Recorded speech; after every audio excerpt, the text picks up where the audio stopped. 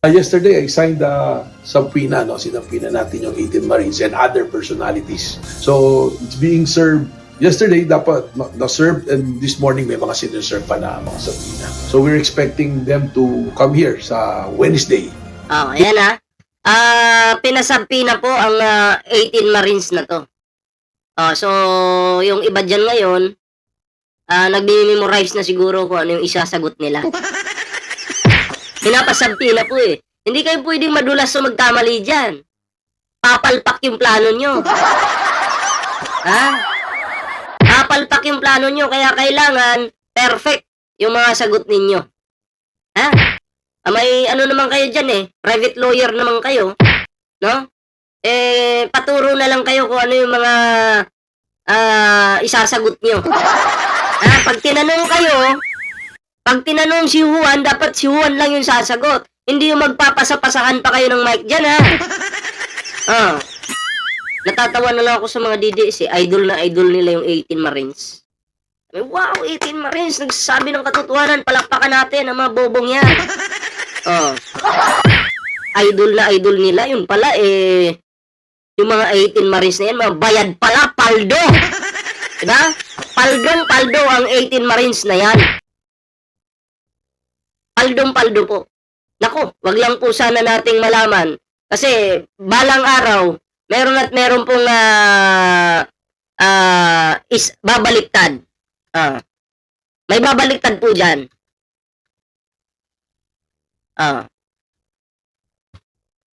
Pag may bumaliktad dyan, alam nyo na yung mangyayari. Baka balang araw, malaman na lang natin sa balita. Halimbawa lang, may bumaliktad. Tapos, mabalitaan na lang natin, lumabas sa mainstream media, isa sa 18 Marines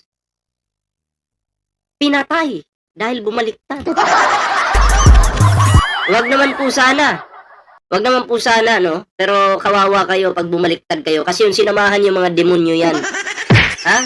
Baka mamaya, mabasa natin sa balita, isa sa 18 Marines pinatay. Dahil bumaliktad. Example ko lang yun, pero prediction ko lang yun na in the future. Baka nga, mangyari yan. Diba?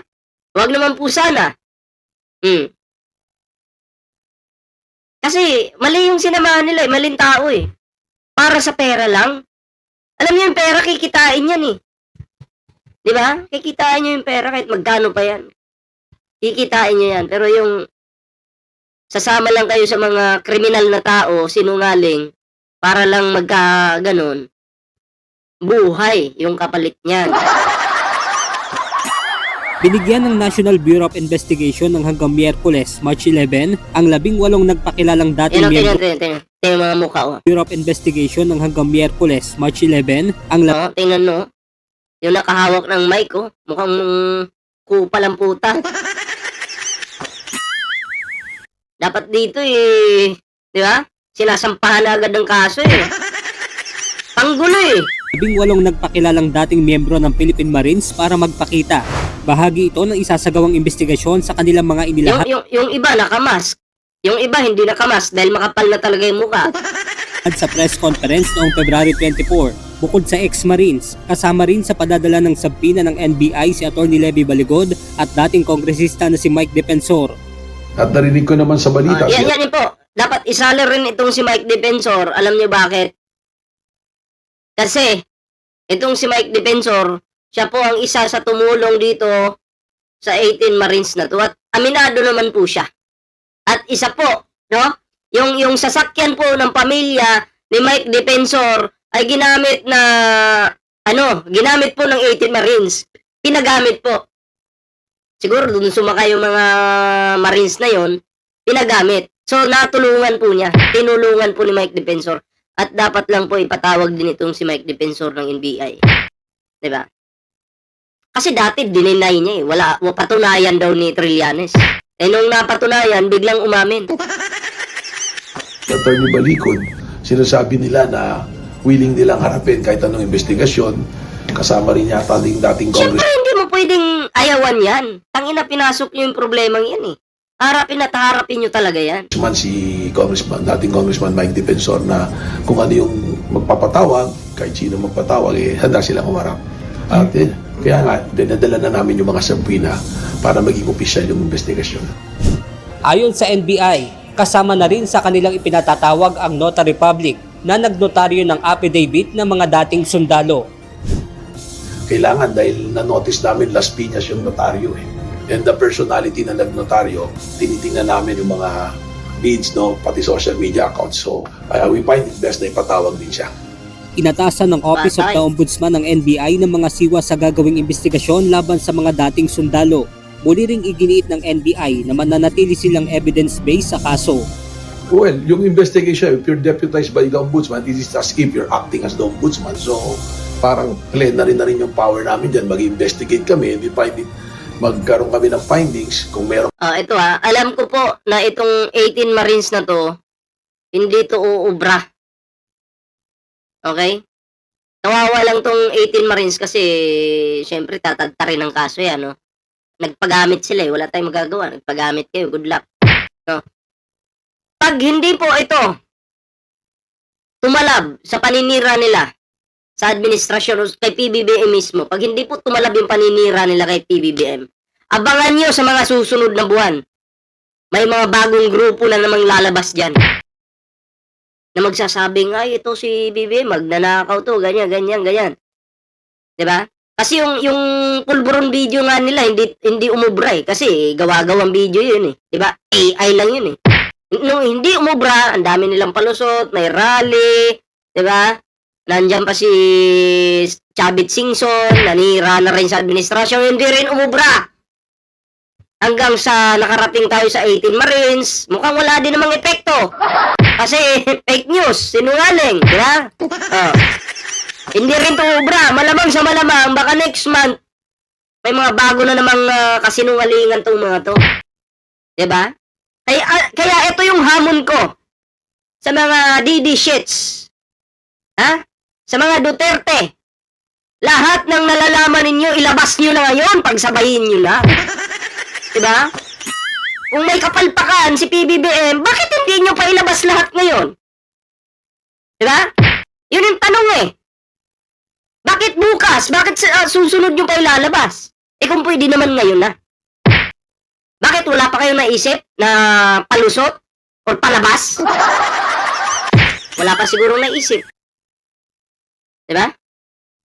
Gawin nyo na ngayon. Labas nyo na lahat. Kaso wala pang naisip na palabas